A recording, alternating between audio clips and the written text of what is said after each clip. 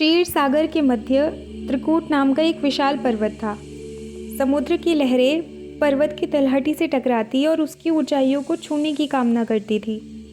स्वर्ण, रजत और लोह से ढकी उसकी चोटियाँ सूरज और चांद के नीचे इस तरह चमकती कि घाटी सदा प्रकाशमान रहती थी। पर्वत के निकट ऋतुमाता नामक वन था, जिसमें एक बहुत सुंदर तालाब था।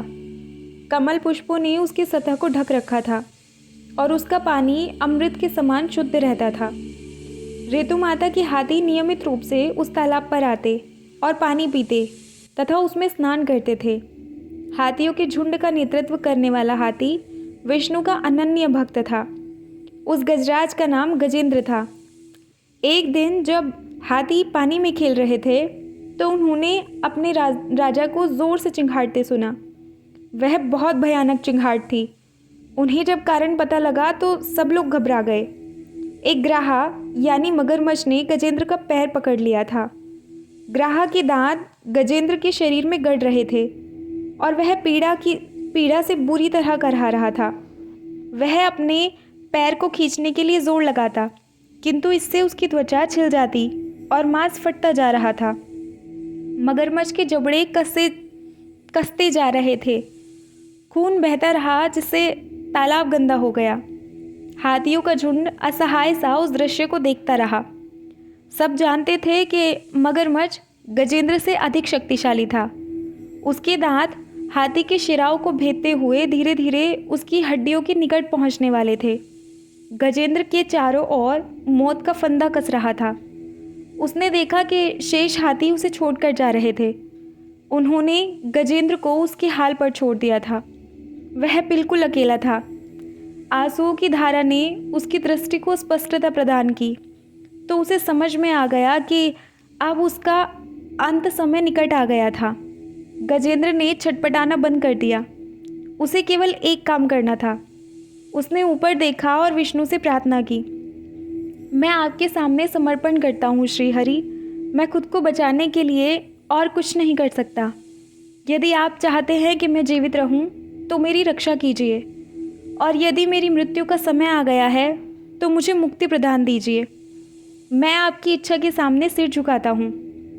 गजेंद्र ने अपनी सूंड में सफ़ेद कमल पकड़कर कहा, आप पूरे ब्रह्मांड में व्याप्त हैं। मैं आपकी शरण में हूँ। आप सर्वशक्तिमान हैं और सर्वव्यापी भी। आप ही आदि हैं और आप ही अनंत भी। मैं आपकी शरण में हूँ।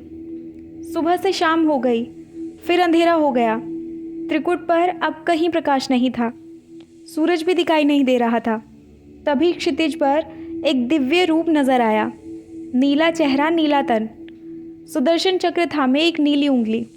हाथी ने भयभीत होकर चक्र को देखा। तभी चक्र नीचे उतरा और उसने मगरमच्छ का सिर काट दिया। विष्णु मुस्कुरा रहे थे। इंद्रद्युम्न, क्या तुम्हें अपना सबक मिल गया?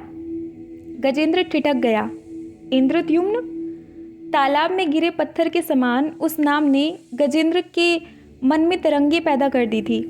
दूर उठी प्रतिध्वनि की तरह वह उसके अतीत, उसके पूर्व जन्म के दृश्यों को और स्वरों को जगा रहा था। तब गजेंद्र को याद आया कि किसी समय उसने मनुष्य के रूप में जन्म लिया था। तब उसका नाम राजा इंद्रद्युम्न था। उसे याद आया कि एक बार ऋषि अगस्त्य उसके दरबार में आए तो उसने ऋषि का अभिवादन नहीं किया था। वह अपने विचारों में इतना खोया था कि उसने आंखें तक नहीं खोली थी। इसलिए ऋषि अगस्त्य ने इंद्रद्युम्न को हाथी के रूप में जन्म लेने का शाप दिया, ताकि वह अपने अहंकार का त्याग करना सीख सके और श्रेष्ठ शक्ति के समक्ष समर्पण करना सीखे, जैसा कि उसने उस दिन तालाब पर किया। क्या तुम्हें अब ज्ञान हो गया है इंद्रद्युम्न? विष्णु ने फिर से पूछा। वह मगरमच्छ भी अपने पूर्व जन्म में हुहु नाम का गंधर्व था। उसने ऋषि देवल का अपमान किया था और इस रूप में मूल्य चुकाया। तुमने कुछ सीखा? त्रिकूट के शिखरों ने देखा कि गजेंद्र विष्णु के सामने नतमस्तक हो गया था।